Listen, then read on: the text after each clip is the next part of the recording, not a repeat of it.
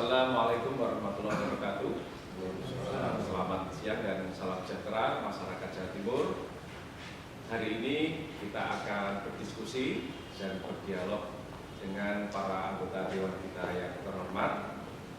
Yang tema utamanya adalah menghibur aspirasi dan permasalahan terkait dengan pelayanan Samsat di Jawa Timur. Karena kami yakin bahwa komitmen eksekutif dan legislatif sama, yaitu untuk selain peningkatan pendapatan asli daerah di satu sisi, di sisi yang lain juga perlu diperhatikan bagaimana pelayanan ini apakah sudah memudahkan masyarakat dan sudah memberikan informasi secara utuh kepada masyarakat. Nah, hari ini akan kita gali. Baik, akan kami perkenalkan satu-satu. Yang pertama adalah Pak Heri. Apa kabar Pak Heri? Sehat? Sehat, alhamdulillah. Assalamualaikum. Waalaikumsalam. Kemudian yang kedua adalah Pak Gulem. Sehat Pak Gulem. Yang ketiga Kiai Adik Jaman. Sehat Kiai. Oke. Selanjutnya Pak Agung. Siap Pak Agung? Alhamdulillah. Assalamualaikum warahmatullahi wabarakatuh. Waalaikumsalam. Dan hari ini yang rawuh dari perempuan adalah Ibu Agustin. Sehat Bu Agustin? Semakin hari semakin segar saja ini Bu Agustin, semakin cerah untuk membela aspirasi masyarakat Jawa Timur. Dan yang terakhir adalah Bapak Aristu. Sehat Pak Aristu? Ya. Baik Bapak Ibu, masyarakat Jawa Timur, banyak sekali prestasi dan inovasi yang dilakukan oleh pemerintah Provinsi Jawa Timur lewat kantor bersama Samsat. Namun demikian, komitmen untuk terus memperbaiki layanan akan dilakukan tanpa henti, dan tentu di setiap daerah pemilihan atau dapil para anggota dewan ini ada saja berbagai hal yang perlu disampaikan kepada pemerintah Provinsi Jawa Timur. Kesempatan pertama kepada Bapak Heri, kami persilakan Pak Heri. Kira-kira apa yang menurut panjenengan masih perlu dibenahi? Ya, terima kasih. Selama ini untuk layanan dari pemerintah terkait dengan pajak mulai pajak dan pemotor, kalau di wilayah kami cukup sudah terlayani dan luar biasa, masyarakat bisa menjangkau. Tapi untuk sosialisasi lebih masif, karena wilayah kami di Kediri ini ada 343 desa di kota dan di sekitar kecamatan yang secara geografis, kalau di wilayah kabupaten perlu adanya sosialisasi lebih masif. Ya, kesadaran tingkat masyarakat terhadap membayar pajak itu lebih. Tentunya untuk pelayanan sudah menjadi luar biasa, karena banyak Alfamart ataupun Indomaret pihak ketiga yang sudah dikerjasamakan dengan lembaga ini bisa dijangkau oleh masyarakat, khususnya di wilayah masyarakat di kabupaten kota. Ya, terima kasih. Ya Pak Heri, sosialisasi ya. Ya. Menurut panjenengan, adakah segmen khusus yang perlu mendapat perhatian dari sosialisasi ini, misal kelompok pemuda atau masyarakat yang ada di pedesaan secara geografis masih belum terjangkau, atau segmen masyarakat yang seperti apa? Tentunya segmen masyarakat yang jauh dari perkotaan, kayak di wilayah timur di Bengkulu, kemudian di wilayah Mojo yang paling barat, itu sentuhan-sentuhan khusus. Mungkin bisa sosialisasinya bila kerjasama dengan pihak kecamatan atau pihak desa, supaya lebih masif untuk kesadaran masyarakat ini terkait pajak. Baik sekali, berarti poinnya adalah masyarakat yang selama ini di pinggiran, ya, kurang tersentuh langsung oleh teknologi informasi ya. Ya. Baik, terima kasih. Selanjutnya Pak Gulem, ini daerah pemilihan Sidoarjo. Sidoarjo itu secara geografis sedikit saja dengan Surabaya ya Pak, yang merupakan metropolis. Nah, ini tentu menarik aspirasi masyarakat terkait dengan pelayanan pajak. Kalau menurut panjenengan, di dapil panjenengan, apa poin penting yang masih perlu disampaikan untuk Provinsi Jawa Timur? Ya. Terima kasih Provinsi Jawa Timur. Secara umum, apa yang sudah dilakukan oleh dari dapil sudah lumayan bagus. Yang pertama, karena kemarin pandemi, bahwa upaya itu sudah luar biasa dilakukan, dan alhamdulillah sudah target memenuhi ada kendala meskipun sekarang semua juga tahu pandemi dan akhirnya muncullah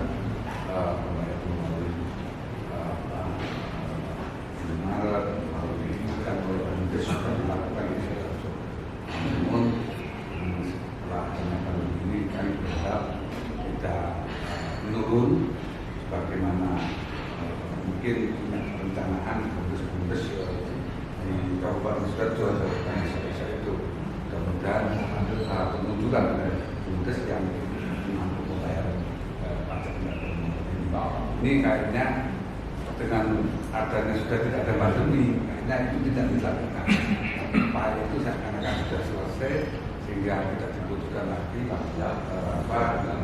sosialisasi pembayaran dan dengan pembayaran bumdes yang Sidoarjo juga tidak ada masalah. Ini juga barangkali mudah-mudahan Sidoarjo juga memikirkan ada masalah pembayaran bumdes karena di samping mendapatkan target yang terpenuhi juga mengingatkan pajak maupun yang bagaimana disampaikan saya tadi di pos-pos desa sampai menerima kebutuhan terus juga mengingatkan sehingga tidak terjadi kebutuhan dan yang kedua juga memperdayakan perusahaan yang kemudian juga tadi segmen ini saya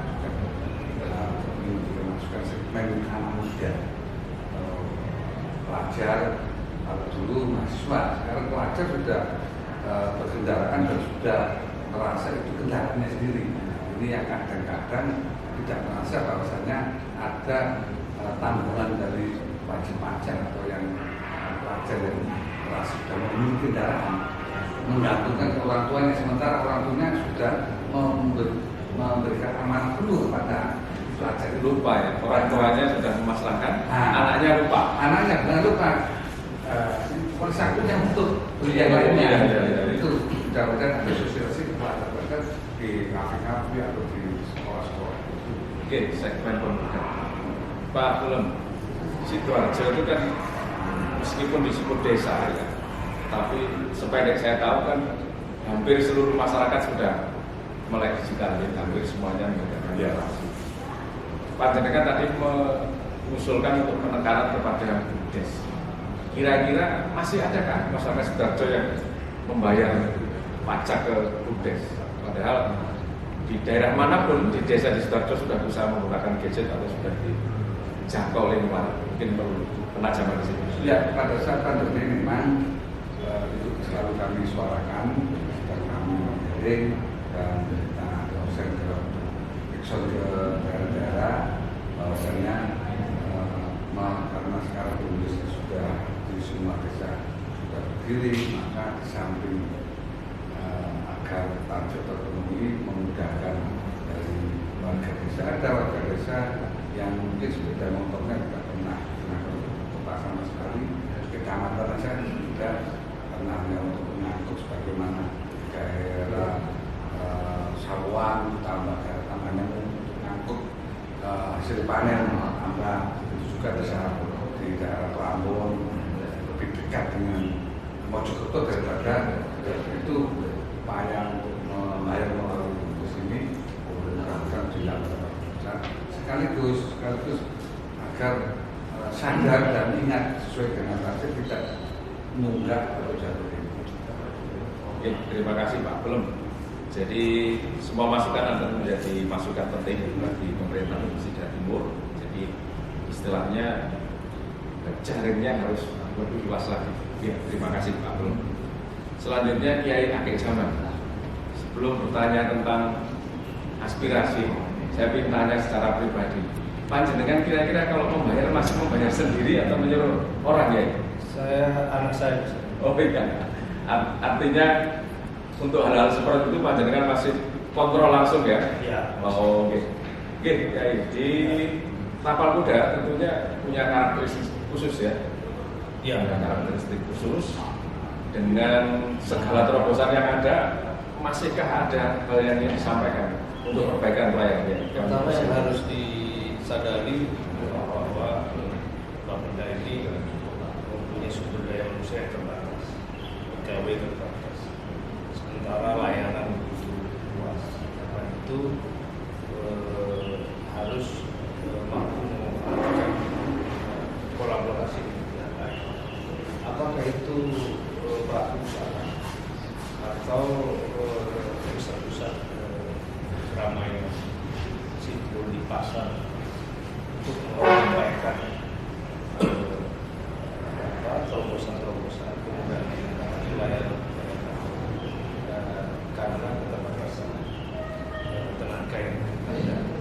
Berikutnya adalah bahwa pengenalan penyampaian program atau kegiatan itu harus terus masif dilakukan, termasuk insentif yang selama ini sudah diberikan, misalnya untuk mendorong agar orang yang selama ini tidak membayar sekian tahun kita dorong untuk lebih cepat membayar atau punya rencana menjual kendaraan itu tidak kalau pajaknya menunggak karena ada hambatan dalam transaksi jual beli.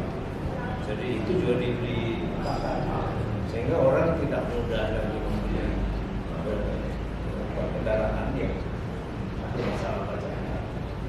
Ada pemahaman di setiap kepala orang itu terus direncanakan. Tadi disebut di lingkungan memang di tempat kami misalnya kalau kelompok-kelompok mahasiswa itu tidak terlalu banyak sentra-sentra tapi pusat-pusat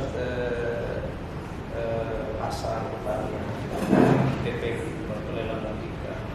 Karena kami ini garis pantai yang luar biasa dari perbatasan Probolinggo sampai ke Muarni Selatan itu dalam hitungan lebih dari 200 kilo.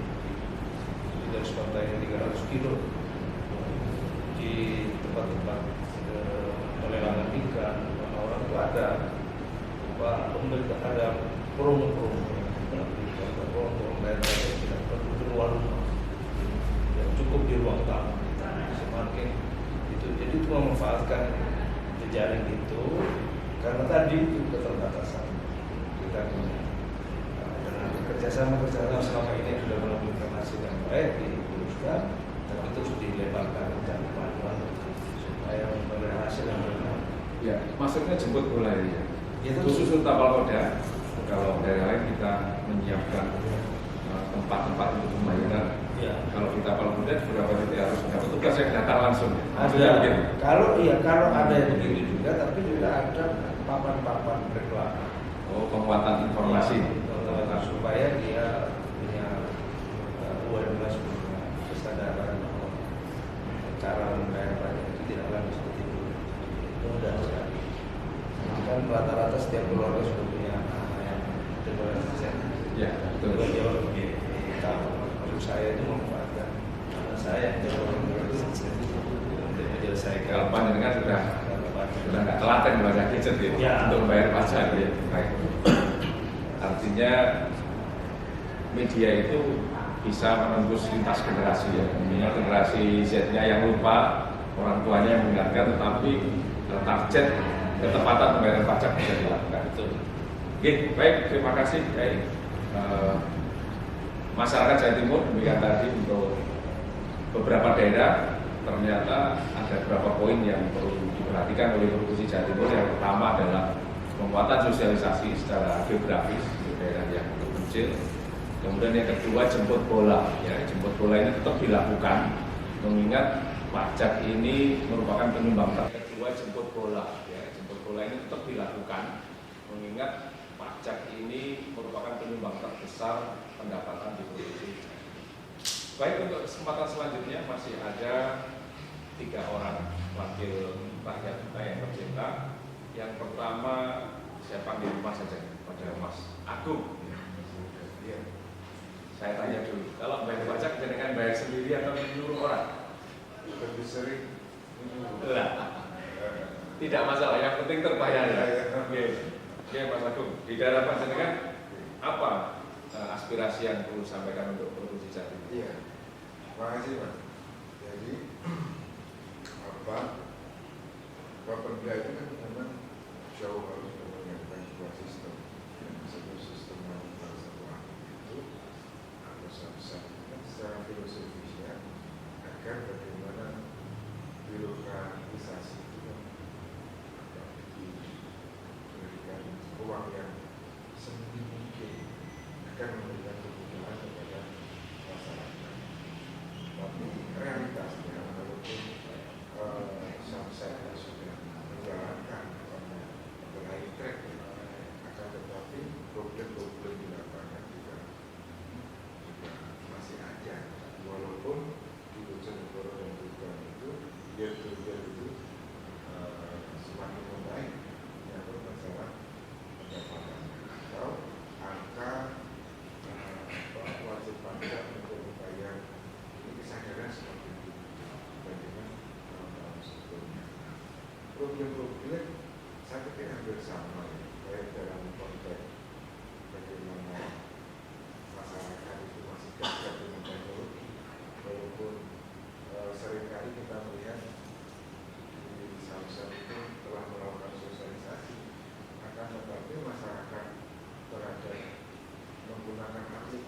disediakan masih kurang, itu pun menjadi kendala. Yang kedua adalah menurut kami yang sangat penting dalam faktor masalah ekonomi juga menjadi hambatan. Saat kita melakukan sosialisasi juga kita temui sebenarnya dari sisi stabilitas ekonomi dia itu antara masukan dan pengeluaran nggak mampu mempunyai jenis kendaraan bermotor baik mobil maupun sepeda motor. Akan tetapi sekarang itu kan sangat dipermudah dan diperingat uang tunai. Dan pendapatan sebulan itu juga menjadi kendala, sehingga menurut kami faktor ekonomi juga salah satu variabel yang ini mempengaruhi masyarakat untuk membayar pajak. Ya, bagus sekali Pak. Ini sudah karena uang 500.000 sekarang itu dengan uang bukan 500.000 itu bawa pulang motor. Siap motor. Padahal dalam posisi nganggur belum kerja, jadi juga salah satu dikala waktu wajib pajak harus membayar karena kondisi belum akhirnya. Faktor pemutihan juga itu juga bos rumah jago, tahun-tahun prabowo untuk nanti Ada pemutihan. ada pemutihan itu juga plus minusnya juga ada. Baik, menarik, semua izin untuk memperdalam. Jadi ada trade off dalam kebijakan pemerintah. Di satu sisi tambah kendaraan bermotor itu situasi yang membahagiakan bagi provinsi dalam tanda petik karena naiknya objek pajak, wajib pajaknya naik. Namun memang begitu di emerging country atau negara berkembang, termasuk yang kotanya seperti Jawa Timur ini, ada banyak masalah. Di antaranya adalah kemacetan. Kemudian yang kedua, adanya perizinan atau ACC untuk dapat kredit yang mudah ya. Ini kan di sektor private-nya ya. Ternyata peningkatan kendaraan bermotor tadi juga berdampak terhadap peningkatan kepatuhan pembayaran karena memang neraca keuangannya tidak balance gitu. Nah, relevan kayaknya dibahas di Komisi Panjenengan, Komisi C. Adakah regulasi yang perlu dititipkan untuk eksekutif agar IT ini juga dibuat sebuah kebijakan yang tepat? Menurut Panjenengan seperti apa? Sebenarnya ya, seingat saya waktu kami juga memegang pemerintah daerah kabupaten itu sudah ada regulasi dari sekurang-kurangnya dari uang lokal racing itu kan sekitar 3 juta. Tetapi karena jasa tersebut juga bicara masalah sejauh mana keuntungan yang gampang, akhirnya anggaran itu tidak sehingga realitasnya di lapangan itu orang yang menginginkan kendaraan bermotor maupun luar biasa. Nah, problemnya juga di samping seringkali kita temui kesanggupan untuk membayar kredit tiap bulan tidak berjalan. Pada akhirnya sudah 6, 7, bahkan 10 bulan 1 tahun begitu bergampang ditarik tanpa ada pembelaan, dan dia juga menyebut masalah pajak. Dan hampir saya belum pernah melakukan survei dan saya belum pernah mendengar kira-kira yang memiliki kendaraan itu berapa persen sih persentase yang statusnya memang hak milik 100%, atau ini kendaraan dari leasing. Saya belum mendengar atau mengatakan secara pasti setelah seperti itu. Akan tetapi kita temui di lapangan itu seringkali ekonominya satu-satunya adalah masalah, sehingga faktor pembayaran pajak ini tidak bisa berjalan sesuai dengan. Tapi alhamdulillah itu sudah menurut kami dari bulan sudah semakin baik karena Komisi C itu hampir semua memantau secara intensif pengembangan pendapatan terutama di sektor pajak daerah. Oke, terima kasih baik sekali Pak Agung. Memang ada ya, atau dilema, bisa satu sisi diulur, sisi lain menimbulkan masalah. Oke, tapi berbagai argumentasi tadi tentu menjadi masukan penting. Baik Bapak Ibu di Provinsi Jawa Timur, masih ada 2 anggota dewan lagi. Ini Bu Agustin, ini Surabaya ya. Masih ada masalah di Surabaya. Oke. Ya, sebenarnya masalah itu kan tergantung dari orangnya, dari manusia. Jadi kalau saya lihat, memang tadi semua surat itu adalah kunci kesadaran. Ya kan? Kalau kita punya satu sepeda motor, pasti kita taat. Lebih dari satu sudah mulai. Atau memang nunggu surat cinta. Nah ini yang kadang-kadang sampai hari ini masyarakat cenderungnya itu adalah punya penyakit lupa, amnesia. Jadi pada saat pada sepeda motor kita pakai setiap hari, tidak ada hentinya. Sekarang itu kita Indonesia dan Indonesia itu kan semuanya itu rata-rata besar, nggak perlu jauh-jauh. Pasar ternyata naik motor dulu, kemana sedikit naik motor, ke supermarket naik motor, kan pada itu sudah kendaraan itu pakai setiap hari. Itu yang punya kendaraan roda 2, yang punya kendaraan roda 2 dari tempat sama hari. Jauh dekat dia pasti pakai mobil, pakai kendaraan yang lain. Tapi kembali lagi adalah kesadaran dari manusia bahwa begitu dia naik motor itu lupa, manusianya kambuh, bahwa nanti pada saat jatuh plat nomor itu kan nempel setiap hari ya. Dia sadarkan sepeda motornya kendaraannya di mana, pasti dia akan lihat, oh bulan sekian ini kendaraan itu mati, harus bayar pajak. Tapi nanti aja dulu deh. Mohon maaf Pak Bu Agustin. Untuk Surabaya itu kan berarti nggak kurang duit ya, masyarakatnya pasti. Oh belum tentu. Jadi tidak hanya soal lupa ya. Ada di Surabaya pinggiran jangan lupa ya, banyak masih banyak orang warga Surabaya yang masih di bawah kan, masih ada yang cenderung dia naik angkot kan. Tapi ya banyak yang nekat seperti yang saya katakan, nekat dia ambil motor 2 bulan diambil dikasih gitu. Nah ini kan juga dia hanya nunggu surat cinta atau nunggu tes kendaraan. Diambil besok cari ngisi lain. Nah itu karakteristik permasalahan yang perlu mendapat respon juga ya, tentunya. Jadi ada model yang tidak bisa membayar pajak tepat waktu karena problem itu. Ya. Satu sisi. Ya. Di Surabaya namanya kalau sosialisasi untuk menangani masalah itu tidak cukup, tapi harus ada aksi nyata gitu ya, semacam jemput bola. Kalau yang patuh tetapi lupa itu mungkin dengan door prize. Gitu. Kalau yang nggak patuh, memang nggak ada uang, ini gimana Bu? Ada pendapat? Ya, jadi sampai kita pernah ya, kita pas jalan di protokol gitu ya, ada operasi gabungan.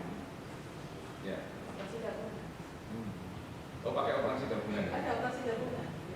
Mereka menangkap masyarakat yang belum bayar pajak langsung bayar di tempat. Kan sampai segitunya Bapak Daya ini untuk jemput bola.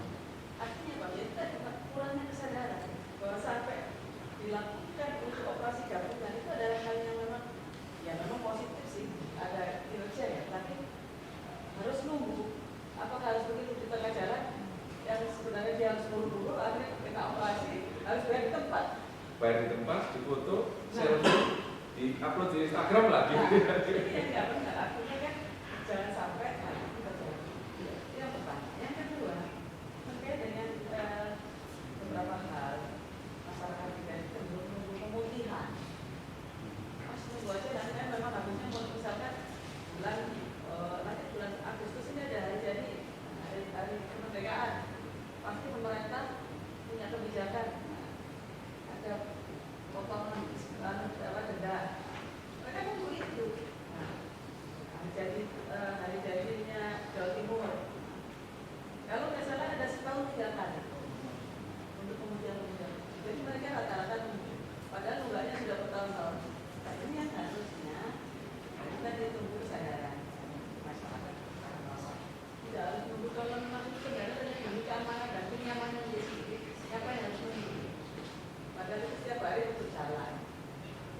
nyawa kedua bagi kita.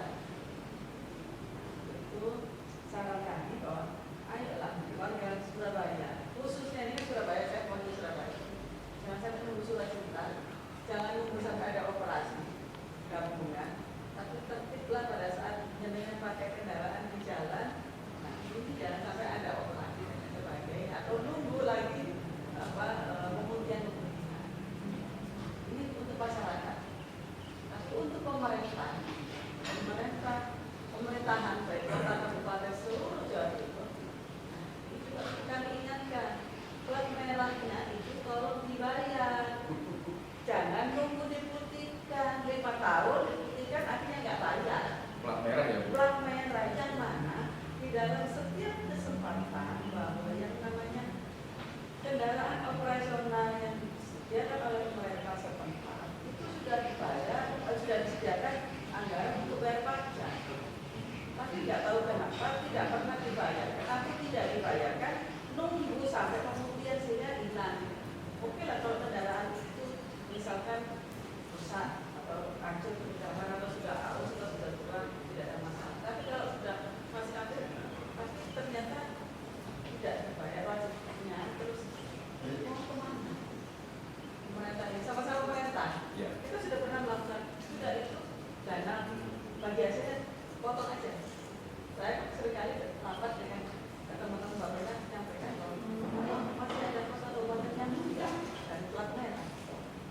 Di dana bagi hasil dari kendaraan itu potong aja. Kapan harus? Mohon maaf, kalau plat merah di daerah, terus kemudian penunggakan, terjadi penunggakan itu faktornya apa? Dananya kan ada ya? Itu menurut Pak Jenengan ada apa problemnya?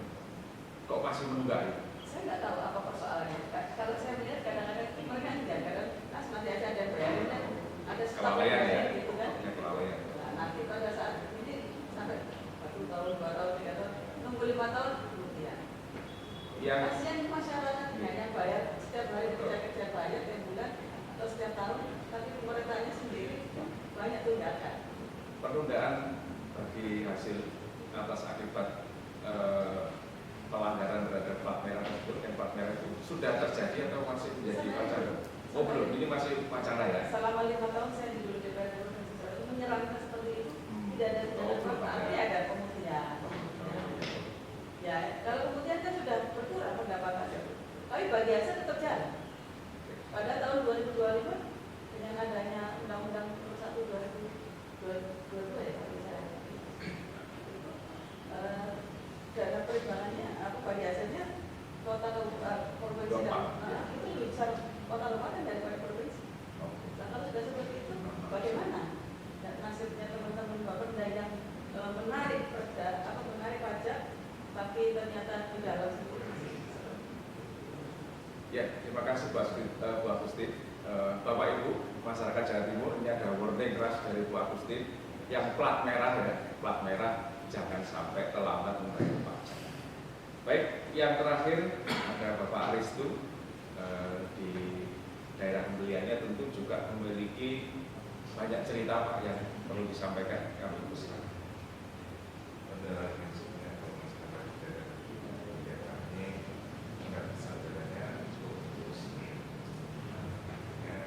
masyarakat juga itu ekonominya itu baik secara otomatis sama demikian dengan pendapatan itu dan setiap tahunnya artinya kesadaran itu akan dengan sendirinya menyesuaikan.